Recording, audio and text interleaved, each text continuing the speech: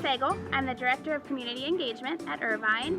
I help to oversee the volunteers and work with the 101 volunteers we currently have.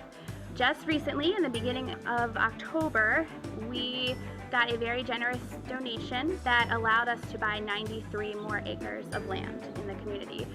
So now Irvine grew from about 116 acres to nearly 210 acres, which means we need a ton more volunteers.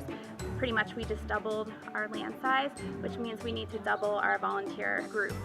We need volunteers to help us survey the land to try to figure out what types of animals and wildlife and birds and plants we have over there, to figure out what type of programming we can do. Without volunteers, we couldn't do half of the things that we do. So we are able to thrive because of the volunteers in our community.